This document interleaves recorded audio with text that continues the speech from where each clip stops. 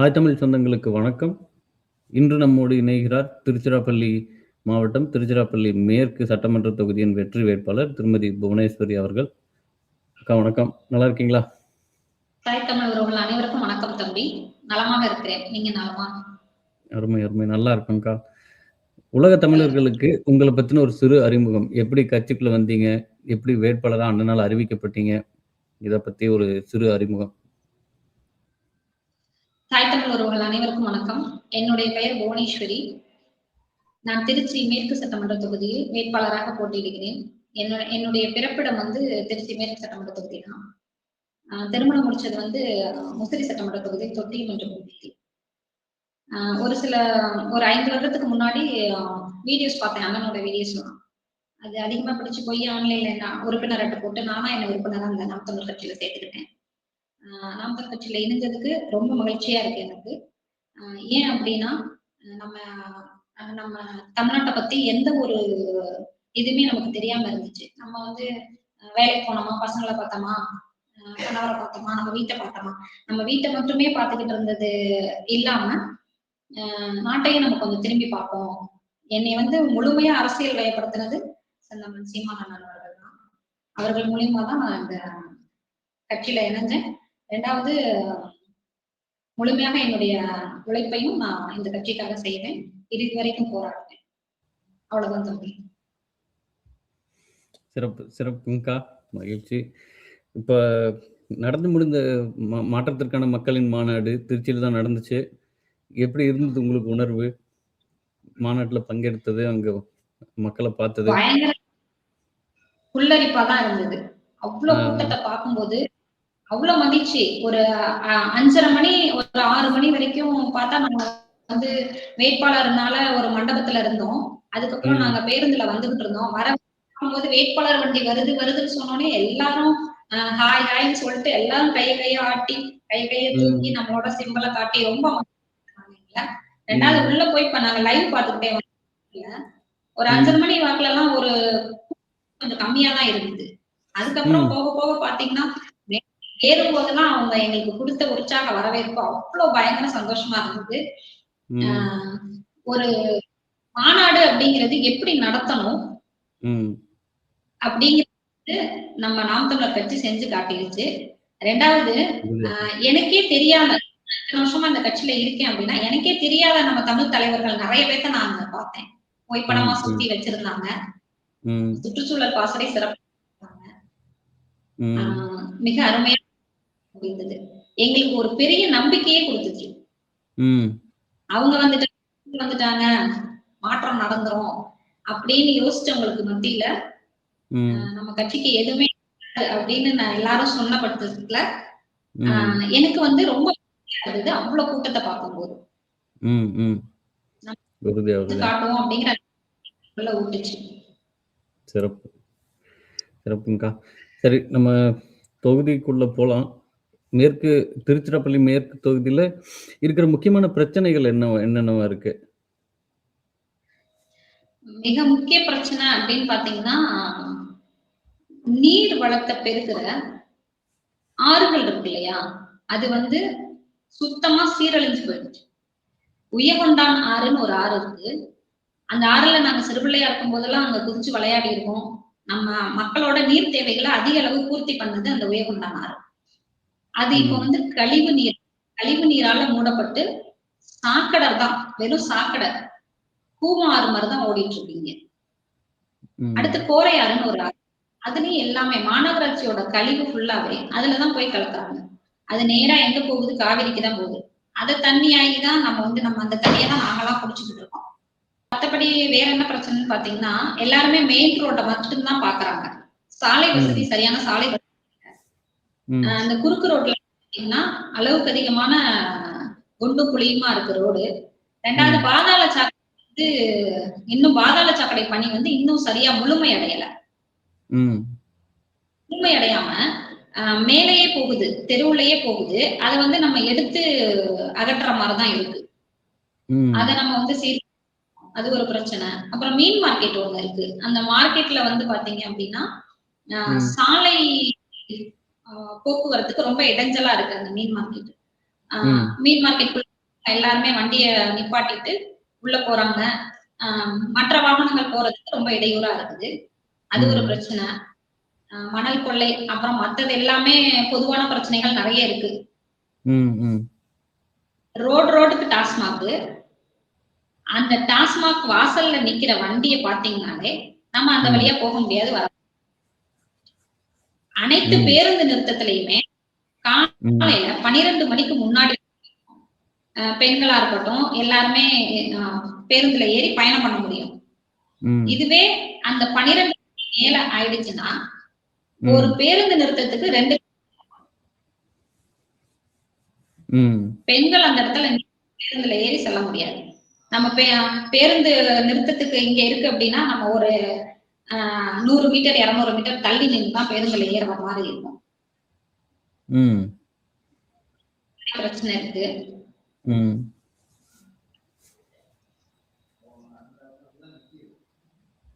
கருமண்டம் பகுதியில வந்து சாலை வசதி சரியா இல்ல, அதிக அளவுல ஆக்சிடென்ட் வந்து அதிக அளவுல நடக்குது தம்பி. நீங்க திருச்சி போக்குவரத்து நெரிசல்னால நீங்க திருச்சி மேற்கு சட்டமன்ற அப்படின்னு மட்டும் நீங்க எடுத்து பேசுறதுனால இது இந்த மாதிரி சின்ன பிரச்சனைகளை மட்டும் நம்ம சொல்ற மாதிரி இருக்கு. நம்ம திருச்சி மாவட்டம் முழுவதும் 9 சட்டமன்ற தொகுதி எடுத்துக்காங்க. ஒரு வளம், நிலம், வளம் தொழிற்சாலைகள் கிடையாது, வேலை வாய்ப்பு கிடையாது. தெருக்கு டாஸ்மாக திறந்து விட்டு எல்லாத்தையும் குடிக்க விட்டு அவங்களோட வாழ்க்கையை வந்து பாதிக்குது. சின்ன சின்ன பையன் கடுமையாயிருக்கான். அரசு பள்ளிகள்ல நானே ஒரு 2-3 அரசு நான் வந்து போய் பார்த்துட்டு வந்திருக்கேன். அரசு பள்ளிகள்லயே இந்த வேலையெல்லாம் நடக்குது. ஹாஸ்டல் ஒண்ணு நடத்துறாங்க. அதுலயே இந்த போதைக்கு அடிமையான பசங்க நிறைய பேர் இருக்காங்க. இதையெல்லாம் மாற்றணும் தம்பி. நிறைய பிரச்சனை இருக்கு. நான் எதை சொல்றது?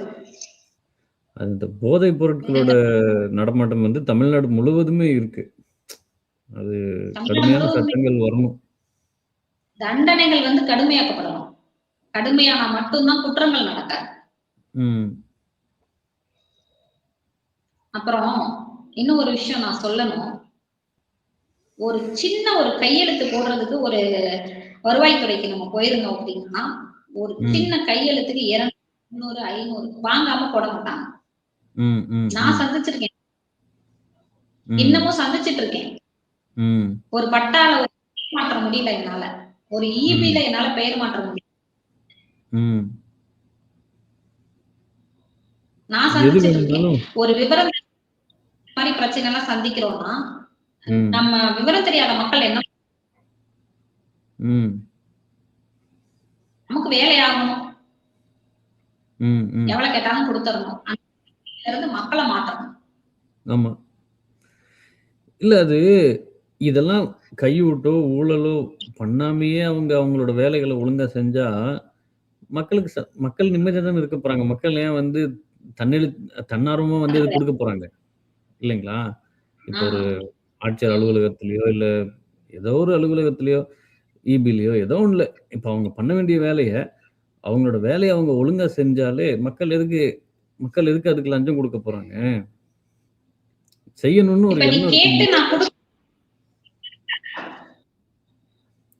நீ கேட்டு அந்த பணத்தை நான் கொடுக்கல அப்படின்னா எனக்கு வேலை நடக்காது. ஏன் பக்கத்து வீட்டுக்காரன் 50,000, 25,000 பணம் கொடுத்துருவான். அவனுக்கு அந்த வேலை நடக்கும். நான் 100 வாட்டி நடப்பேன். ஆனா எனக்கு அந்த வேலை நடக்காது. ஆனா மக்கள் கொடுத்து பழகிட்டாங்க. இப்போ அரசு மருத்துவமனையில பாத்தீங்கன்னா தம்பி, நீர் குழாய் இருக்குல்ல, அதுக்கப்புறம் கழிப்பறை, இது எல்லாமே வந்து பாத்தீங்கன்னா ரொம்ப சிதிலம் அடைஞ்சு ரொம்ப அசிங்கமா இருந்தது. நம்ம போனப்ப அந்த நம்ம மகளிர் பாசறை, நாம் தமிழர் மகளிர் பாசறை சார்புல அதை புகைப்படமா எடுத்து மாவட்ட ஆட்சியர் அலுவலகத்துல மனு கொடுத்து அதை வந்து சீர்திருத்தம் பண்ணி கொடுத்திருக்காங்க. நம்ம கொடுத்த மனு மூலியமா நடவடிக்கை எடுக்கப்பட்டு சீர்திருத்தம் பண்ணி கொடுத்திருக்காங்க. போன வாரத்துல கூட நாங்க போய் ஒரு மனு கொடுத்துட்டு வந்தோம். குழந்தைகள் வார்டு இருக்கு இல்லையா, ரொம்ப பேபிஸ் இருக்காங்க, 4 மாசம் 5 மாசம் குழந்தைகள். அவங்க வார்டுல பாத்தீங்க அப்படின்னா பெற்றோரை வந்து ஒருத்தரை மட்டும் தான் அனுமதிக்கிறாங்க. ஒருத்தரை மட்டும் அனுமதிக்கும் போது இரண்டாவது நபர் வந்து ஏதாவது ஒரு தேவை அப்படின்னு சொன்னா போக முடியாது, வர முடியாதுங்க. அவங்களுக்கு ஏதாச்சும் உள்ள இருக்க அம்மாவுக்கு ஒரு பாலிமார்கள்லாம் அங்க இருக்காங்க. அவங்களுக்கு ஏதாவது தேவை அப்படின்னா வெளியே போக முடியல. இன்னும் ஒருத்தர அனுமதிக்க மறுக்கிறாங்க அப்படின்னு சொல்லிட்டு நாங்க மாவட்ட ஆட்சியர் அலுவலகத்துல இப்ப போன வாரத்துல போய் நம்ம கொடுத்துட்டு வந்தோம். அதுக்கு இன்னும் எங்களுக்கு பதில் வராம இருக்கு. இது மாதிரி நிறைய பிரச்சனை அரசு மருத்துவமனையில நம்ம நாம் தமிழர் கட்சி சார்பில் மனு கொடுத்து தீர்க்கப்பட்ட பிரச்சனை நிறைய இருக்கு. குடிநீர் இது வந்து 2 டேங்க் இருந்தது. 2 டேங்க்குமே வந்து சரியா சீரமைக்கப்படாம இருந்தது. நம்ம கொடுத்த மனுவுல நடவடிக்கை சீரமைச்சு கொடுத்துட்டாங்க. பரப்புரையெல்லாம் ஆரம்பிச்சிருப்பீங்க தேர்தலுக்கு. மக்களோட வரவேற்பு எப்படி இருக்கு? போன தேர்தல் பார்த்ததுக்கும் இப்ப இந்த 2026 சட்டமன்ற தேர்தல் பார்க்கறதுக்கு எப்படி இருக்கு மக்களோட வரவேற்பு? ஒரே ஒரு சிறப்பான விஷயம் அண்ணன் பண்ணிட்டாரு. என்ன இந்த வேட்பாளர்கள் தேர்வுலயே மிக சிறப்பான ஒரு விஷயம். சமூக நீதி அடிப்படையில அண்ணன் வந்து இடம் கொடுத்திருக்காரு நமக்கு. அப்போ மக்களிடம் இப்ப இருந்ததை விட போன தேர்தல்ல இருந்ததை விட இப்ப அதிக வரவேற்பு இருக்கு. ரொம்ப பெருமைப்படுறாங்க. அரசால செய்ய முடியாததை வந்து உங்க அண்ணன் செந்தமிழன் சீமான் பண்ணிட்டாரு அப்படின்னு சொல்லி ரொம்ப மகிழ்ச்சி நிறைய சப்போர்ட் பண்றாங்க. புறக்கணிக்கப்பட்ட சமூகம் நிறைய இருக்கு. அவங்க எல்லாருமே வாய்ப்பு கொடுத்தப்ப எல்லாருமே ரொம்ப மகிழ்ச்சி அடைகிறாங்க. மிக சிறப்பான வரவேற்பா இருக்குது அங்க.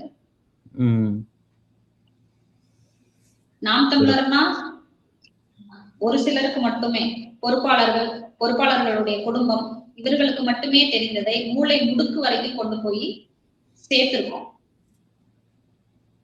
எல்லாருக்குமே தெரியுது. உங்களுக்கு இப்ப என்ன சின்னம் கொடுத்திருக்காங்க முதற்கொண்டு விவசாய சின்னம் நீங்க பரவாயில்ல, ரொம்ப சந்தோஷமா இருக்கு.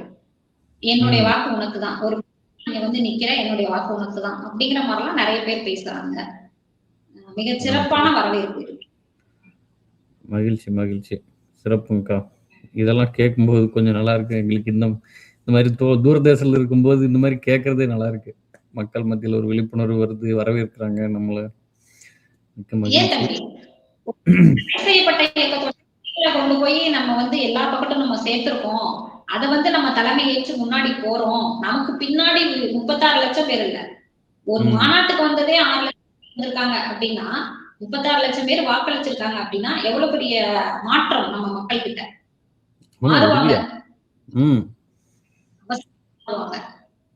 கண்டிப்பா.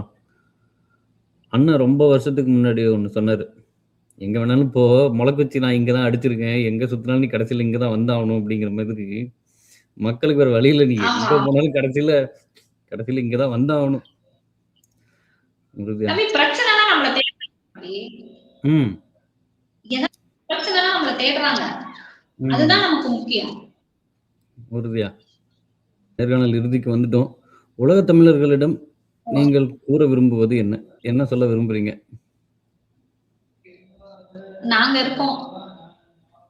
உலக தமிழர்கள் அனைவருக்கும் அண்ணன் சீமான் அவர்கள் வழியில் தலைவர் மேதகு அவர்களை தலைவராக ஏற்று இந்த பயணத்தை வந்து நாங்க தொடங்கி இருக்கோம். தொடங்கி 15 ஆண்டு காலம் ஆனாலும் வெற்றி வாய்ப்பு நமக்கு அப்படிங்கிறது ரொம்ப கிட்டத்துல வந்துருச்சு. ஒரு ஆளா ஒரு தனி மனிதனா நின்னு போராடி இவர்தான் என்னோட தமிழ் தேசியத்துக்கான தலைவர் இவர்தான் அப்படின்னு சொல்லி அடையாளம் காட்டி யாருன்னு தெரியாம இருந்தவங்களுக்கு கூட நம்ம தலைவரை கொண்டு போய் சேர்த்து இந்த அளவுக்கு நம்ம பண்ணதுக்கு அண்ணனுக்கு நன்றி, தலைவருக்கு நன்றி. அவசியம் நாங்க உங்க கூட நிற்போம். உலக தமிழர் அனைவருக்கும் எந்த இடத்துல எந்த பிரச்சனை வந்தாலும் குரல் கொடுக்கிறது நம்ம அண்ணனா தான் இருக்கும், நாம் தமிழர் கட்சியா தான் இருக்கும். நாங்களும் இணைந்து செயல்படுவோம், இணைந்து பயணிப்போம். நம்பிக்கையோடு இருங்க, நாங்களும் நம்பிக்கையோடு இருக்கோம். வெல்வோம்.